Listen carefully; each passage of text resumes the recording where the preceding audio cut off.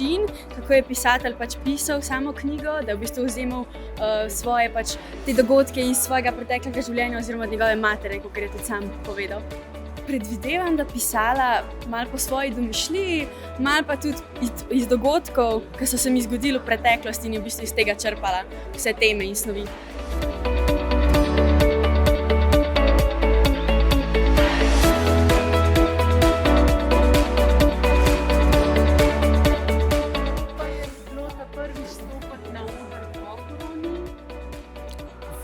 Olajšujoče. Ja, olajšujoče. Da mogoče ni vse tako grozno, kot smo mislili. Bolj smo bili hvaležni, da nastopamo. Ja.